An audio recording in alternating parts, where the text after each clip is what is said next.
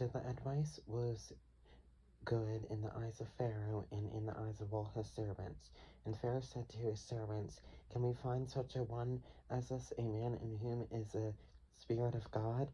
Then Pharaoh said to Joseph, "Inasmuch as God has shown you all this, there is no one as discerning in it and wise as you. You shall be over my house, and all my people shall be ruled according to your word. Only in regard to the throne will I be greater than you." And Pharaoh said to Joseph, "See, I have set you over all the land of Egypt."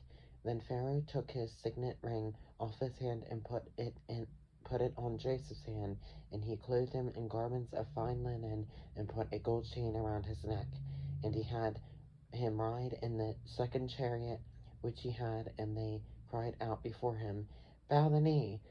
So he set him over all the land of Egypt. Pharaoh also said to Joseph, "I am Pharaoh, and without your consent no man may lift his hand or foot in all the land of Egypt."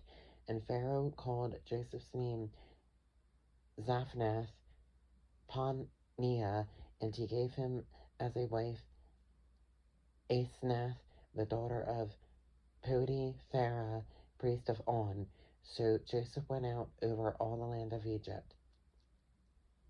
Joseph was 30 years old when he stood before Pharaoh, king of Egypt. And Joseph went out from the presence of Pharaoh and went throughout all the land of Egypt. Now in the 7 plentiful years the ground brought forth abundantly.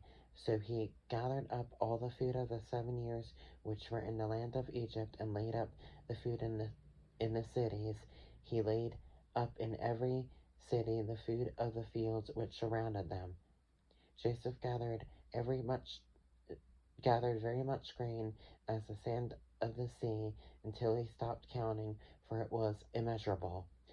And to Joseph were born 2 sons before the years of famine came, from Asenath, the daughter of Potiphera, priest of On, bore to him.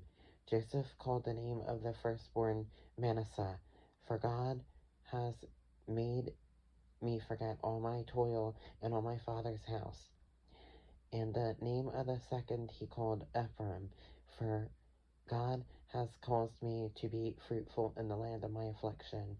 Then the 7 years of plenty which were in the land of Egypt ended, and the 7 years of famine began to come, as Joseph had said.